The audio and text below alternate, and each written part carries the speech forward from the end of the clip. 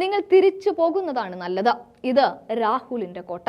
ഈ കോട്ടയിലേക്ക് നിങ്ങൾ എത്ര നാൾ വന്നിട്ടും കാര്യമൊന്നുമില്ല, വിജയിക്കാൻ സാധിക്കുകയില്ല. സത്യം പറഞ്ഞാൽ കേരളം അടക്കമുള്ള സംസ്ഥാനത്ത് BJP ഇത്തവണ തലങ്ങും വിലങ്ങും ഓടി നടക്കുന്നതൊക്കെ തന്നെ രാഹുൽ ഇവിടേക്ക് കാലുകുത്തിയതിനു ശേഷമാണ്. വയനാട് പോലുള്ള മണ്ഡലം ഉണ്ടായിരുന്നോ എന്ന് പോലും അറിയാത്ത BJP ഇപ്പോൾ വയനാട്ടിൽ ദേശീയ നേതാക്കളെ കൊണ്ട് നിറയ്ക്കുകയാണ്. എന്നാൽ BJPയോട് ഒന്നേ പറയാനുള്ളൂ, ആ വെള്ളമങ്ങ് വാങ്ങി വെച്ചേക്കൂ. ആ പരിപ്പ് ഇവിടെ വേവില്ല. ന്യൂനപക്ഷക്കാരുടെ അടുത്ത് അഭയം തേടുന്നവനെന്ന് രാഹുലിനെ കളിയാക്കുന്ന, ദക്ഷിണേന്ത്യയിൽ മാത്രമേ രാഹുലിനെ കാണാനുള്ളൂ എന്നൊക്കെ പറഞ്ഞ് കളിയാക്കുന്നവർ എന്തിന് രാഹുലിന്റെ കോട്ടയിലേക്ക് വരുന്നു? എന്തായാലും തെരഞ്ഞെടുപ്പ് പ്രചാരണത്തിനായി BJP നേതാവ് JP നദ്ദ വയനാട്ടിലേക്ക് എത്തുകയാണ്.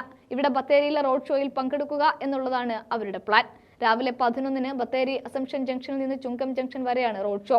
തുടർന്ന് പാലക്കാട്ടെത്തുന്ന അദ്ദേഹം ഉച്ചയ്ക്ക് 1:30 ഷൊർണൂർ പ്രൈവറ്റ് ബസ് സ്റ്റാൻഡിലെ പൊതുസമ്മേളനത്തിൽ സംസാരിക്കുന്നത്. വൈകിട്ട് 3-ന് കോട്ടയത്താണ് JP നദ്ദയ്ക്ക് പരിപാടി.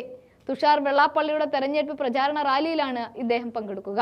കോട്ടയം കളക്ടറേറ്റ് ജംഗ്ഷനിൽ നിന്നും ആരംഭിച്ച് തിരുനക്കര ഗാന്ധി സ്ക്വയറിന് മുന്നിൽ റാലി അവസാനിക്കും. പിന്നീട് നേരെ ദക്ഷിണേന്ത്യയിലെ കർണാടകയിലേക്ക്.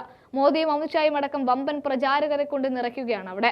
അങ്ങനെയൊക്കെയാണ് എങ്കിലും കർണാടക അടക്കം ഇത്തവണ BJPയെ കൈ ഒഴിയും എന്നുള്ളതാണ്.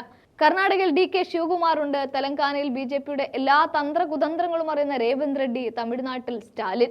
അങ്ങനെ BJP ഒതുക്കാവുന്ന നേതാക്കൾക്ക് പിന്നിൽ ഇന്ത്യ മുന്നണി അണിനിരക്കുമ്പോൾ BJP പ്രതീക്ഷകൾ മങ്ങി തുടങ്ങുകയാണ്. അതും അവസാന ലാപ്പിലേക്ക് നീങ്ങുമ്പോൾ കാര്യങ്ങളൊന്നും അത്ര ശുഭകരമല്ല എന്നുള്ളത് തന്നെയാണ് തെളിയുന്ന കാര്യം. എന്തായാലും JP നദ്ദയുടെ വരവിൽ വയനാട്ടുകാർ പറയുന്നത് ഇത് രാഹുലിന്റെ കോട്ട, ഇവിടെ വന്നിട്ട് യാതൊരു കാര്യവുമില്ല എന്ന് തന്നെയാണ്.